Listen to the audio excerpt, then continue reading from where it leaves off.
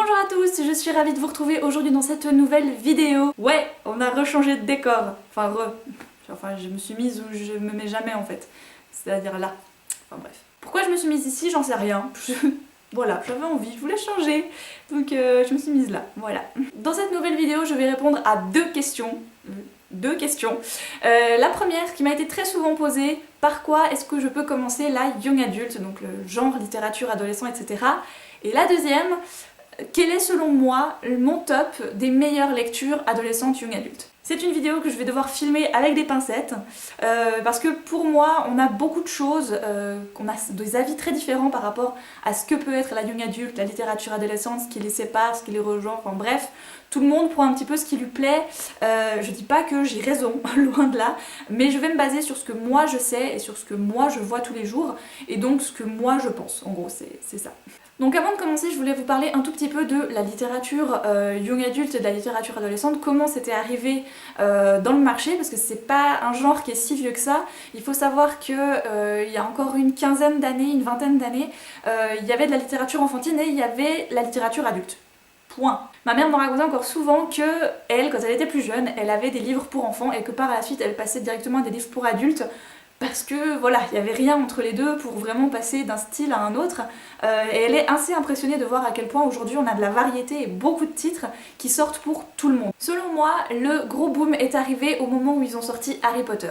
Au moment où ils ont sorti Harry Potter en français, c'était dans la fin des années 90, donc 97-98. Et là, c'était la première fois qu'on voyait un livre pour enfants prendre autant d'envergure. Je me souviens encore qu'ils le passaient au téléjournal, des parents qui allaient chercher le livre de leurs enfants sur leur table de chevet la nuit pour le lire pendant qu'eux dormaient. Donc c'était le premier livre à peu près que les gens, toutes sortes de gens lisaient, que ce soit des enfants, des ados, des grands-parents, des parents, enfin bref, tout le monde lisait Harry Potter. Et pour moi c'est comme ça que la littérature adolescente est arrivée chez nous. Par la suite, les éditeurs et les auteurs ont commencé justement à écrire des livres dans cet esprit-là, qui touchent ce public-là, donc c'est-à-dire plus jeunesse, mais quand même un petit peu adulte.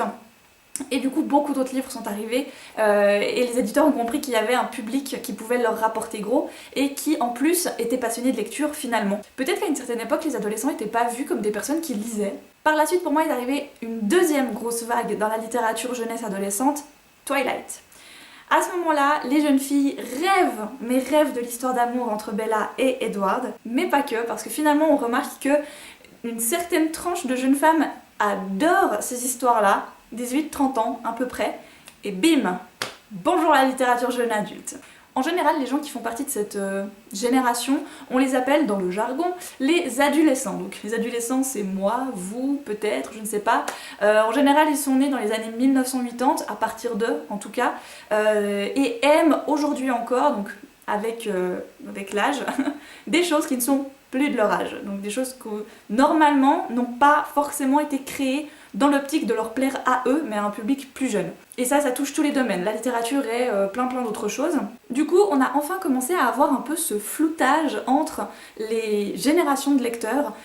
Des fois, des plus jeunes lecteurs aimeront lire des choses pour les un peu plus grands, et les plus grands vont vouloir lire des choses pour les plus jeunes. Voilà, donc il y a totalement un côté fucked up, tout le monde dit ce qu'il veut, et d'un côté c'est pas plus mal je trouve, mais donc du coup c'est vrai que c'est assez difficile de trouver où est la littérature young adulte et où est la littérature adolescente. Pour moi personnellement je trouve qu'elles sont très proches, et donc forcément du coup touchent énormément de monde et plaisent à un très large public. Et puis troisième série qui pour moi a apporté encore un nouveau gros boom dans la littérature, surtout jeunesse, c'est Hunger Games, avec son nouveau style, on va dire qu'on ne voyait pas, en tout cas pas pour cet âge-là, la dystopie. Donc voilà, c'est vraiment... Pour moi, Hunger Games aura apporté une nouvelle vague de nouveaux lecteurs, des jeunes, des moins jeunes, qui ont adoré ça, mais qui par la suite ne savent peut-être pas vers quoi vraiment autrement se tourner. Donc voilà. Je tiens bien sûr à vous demander d'être très clément par rapport à ce que je vous raconte et ce que je vous ai raconté là. Ça c'est ce que moi j'observe, c'est ce que moi j'ai appris avec mon métier en librairie, avec les formations que je reçois encore aujourd'hui. C'est vraiment des choses dont on nous parle ces derniers temps. Mais il faut savoir que la littérature adolescente et la littérature young adulte possèdent très peu d'informations. J'ai été regarder sur internet, il y a très peu d'articles qui parlent de ça. Et c'est vrai que c'est difficile du coup de savoir qu'est-ce qui est vrai, qu'est-ce qui est pas vrai, qu'est-ce qui est de la young adulte, qu'est-ce qui est de la littérature adolescente. Pour moi, elles sont très proches, elles sont sur la même branche et partent dans des petites directions différentes, mais c'est très très minime. Ensuite, concernant les conseils, par quoi est-ce qu'on peut commencer la young adulte ou la littérature adolescente? C'est une question archi dure que vous m'avez posée. Ok, je conseille des livres tous les jours à des gens, c'est des gens que j'ai devant moi auxquels je peux poser des questions, que je peux essayer d'approfondir, savoir vers quoi je peux les diriger. Là, vous, je ne sais pas. Je ne vous connais pas, je ne connais pas vos âges, je ne connais pas vos goûts, je ne connais pas votre stade de lecture, voilà, parce qu'on peut être très jeune et savoir très très bien lire et savoir moins bien lire, on peut être plus vieux et ne pas avoir vraiment pris goût à la lecture mais tout d'un coup avoir envie de s'y mettre. Donc voilà, je vais tenter vraiment de vous faire une vidéo très basique où vous allez pouvoir peut-être shipper 2-3 trucs qui pourraient vous intéresser, ou peut-être que je vise complètement à côté de la plaque pour vous et que du coup ben ça va pas vous intéresser. Je vais commencer avec une première catégorie d'âge et ça va être les 9-12 ans environ, pour des enfants qui ont beaucoup aimé la lecture. Si ce n'est pas le cas, par contre je les redirigerai vers des choses qui sont pour les un petit peu plus jeunes ou de leur âge du coup. Mais pour cette catégorie de lecteurs qui a beaucoup aimé lire, qui a lu Harry Potter et qui en redemande encore et encore et qui a déjà écumé toute la littérature des 9-10 ans, on va falloir passer à autre chose. Avant tout, je suis pas Françoise Dolto, hein, on est d'accord, mais si vous êtes dans cette tranche d'âge, si vous vous dites « Oh, ça a l'air super, j'ai envie de me lancer dans ce qu'elle me raconte là », demandez quand même à vos parents avant. Enfin, moi c'est personnellement ce que j'aurais fait, voilà, à mon époque. Vos parents sont peut-être contents de venir choisir des livres avec vous, voir avec un libraire ou une libraire si ça peut vous convenir ou pas. N'oubliez pas que justement dans la tranche adolescente, c'est énormément d'évolution qui se fait à ce moment-là, dans votre tête, enfin partout. Mais du coup, il y a des textes qui sont aussi pas forcément adaptés à votre âge. Je suis désolée, mais par exemple Hunger Games, je ne le conseille pas à des enfants de moins de 14 ans. Non. Pareil pour Divergente, pareil pour Twilight. Pour moi, c'est pas de la littérature qui est faite pour cet âge-là. Il y a d'autres choses dont je vais vous parler aujourd'hui qui peuvent aller, mais pas ça. Pas ça selon moi. C'est trop violent, il y a des scènes qui ne sont pas faites pour cet âge-là. Après, ça ne regarde que moi. Vous faites ce que vous voulez. Première série que je peux vous conseiller, L'Épouvanteur, on est d'accord. Donc pour moi c'est une série qui a le mérite d'être lue, enfin qui doit être lue. Si vous avez adoré Chair de Poule, vous avez juste envie de vous refaire un petit peu peur, mais avec une histoire un peu, voilà, vous allez devoir suivre avec des personnages, etc. Ça les gars, ça c'est cool ça. Ça je les ai commencés quand j'avais 14 ans quand ils sont sortis, donc voilà, ça peut le faire pour vous. Ça a juste la petite dose de frisson qu'il faut et ça fait du bien. Pour le côté un peu plus fille, Les Filles au chocolat, je me répète, mais pour moi c'est clairement un âge où vous pouvez les lire parce que vous allez être proche des protagonistes. Elles ont toutes plus ou moins votre âge et donc du coup ont des problèmes de votre âge également. Donc voilà, après les plus grands, si vous voulez vous faire plaisir avec ce que je raconte là, allez-y aussi, il n'y a aucun problème, je veux dire, il n'y a pas de restriction, genre non, t'as pas le droit, c'est pas de ton âge, on est d'accord. Maintenant, je pense en effet que cette série-là peut être lue par des enfants qui ont entre 9 et 12 ans, si c'est des très bons lecteurs, il n'y a aucun problème. Personnellement, je les range au rayon adolescent. Bon après, c'est moi que ça regarde, donc voilà. Mais je les conseille fortement si vous avez envie de commencer quelque chose de sympa, léger, mais en même temps un petit peu... enfin voilà, un petit peu pour plus grand, allez-y. Si vous avez envie de vous lancer dans de la fantaisie et de la bonne fantaisie, je vous conseille les Pierre Bottero et surtout La Quête des Vilanes pour commencer. Selon moi, c'est plus simple de commencer par celle-ci, parce que voilà, c'est la première trilogie. Ça c'est le top, ça vous permet d'entrer en douceur dans le monde de la fantaisie, de vraiment vous mettre un peu à l'aise avec tout le monde de l'imaginaire, de ce qui se passe dans d'autres mondes, etc. Ça peut vraiment vous aider à ce niveau-là. Je pense en effet que c'est une des meilleures séries pour cet âge-là, voilà, qui peut être lu à partir de cet âge-là. C'est vraiment quelque chose qui, pour moi, fait partie des classiques de la littérature enfantine actuelle. Et une série que je n'ai pas, mais ça c'est plutôt pour les amoureux des animaux et que vous avez dévoré la série Le Royaume des Loups chez Pocket, penchez-vous sur la série La Guerre des Clans. Là ça parle de chasse sauvage, il y a 3 cycles pour l'instant de 6 tomes à chaque fois. Et là le 4e cycle est en cours, hein, donc il va commencer là au mois d'octobre, préparez-vous. C'est bien écrit, personnellement je les ai pas chez moi, mais j'en ai lu 1 ou 2, c'est plutôt bien écrit, les histoires sont sympathiques, on suit des chats, c'est cool, dans la forêt et tout, c'est super. Si vous voulez un peu un entre-deux, donc entre le réel et en même temps les enquêtes, et en même temps un peu d'historique et un petit peu de... enfin bref, plein de choses mélangées, L'Atlas d'Émeraude, qui n'a pas eu un franc succès, c'est pas un best-seller de librairie qu'on voit partout, mais il en vaut la peine. C'est vraiment une très très bonne série, donc de John Stephens aux éditions Milan. Ça vaut la peine. Vraiment, c'est mystérieux, avec des orphelins, etc. Donc si vous avez en plus déjà lu Les Orphelins Baudelaire, ça peut vous plaire. Moi franchement j'ai adoré, j'ai pas encore lu la suite, mais c'est très très prometteur. Un peu plus dans les sorcières, dans la magie, etc. Vous avez la trilogie des Charmettes de Éric Boisset aux éditions Magnard. Alors ne vous penchez pas sur les couvertures que moi j'ai, parce que c'est des anciennes éditions, ils les ont toutes refaites il n'y a pas très longtemps chez Magnard, je crois même encore cette année ou la fin de l'année passée.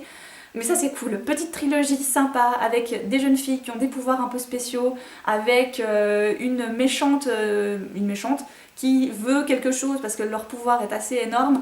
Je me souviens qu'à l'époque où je les ai lus, j'avais cet âge-là, j'avais 12 ou 13 ans et je les ai adorés, je les ai dévorés les trois, d'ailleurs je les ai encore dans ma bibliothèque parce que voilà, moi je les aime bien. Ça je vous les conseille, donc la trilogie des Charmettes. Ah, de toute façon, vous en faites pas, tout ce que je vous dis là, vous avez toutes les références en barre d'infos si vous voulez aller les voir ensuite en librairie par vous-même, faites-vous plaisir. Ensuite, vous avez Entre 13 et Perpète les oies, voilà, là c'est faites-vous plaisir, tout est open, vous pouvez acheter des livres à la pelle à neige si vous voulez, tout. Le monde de la littérature est ouvert, vous pouvez aller vers tout ce que vous voulez.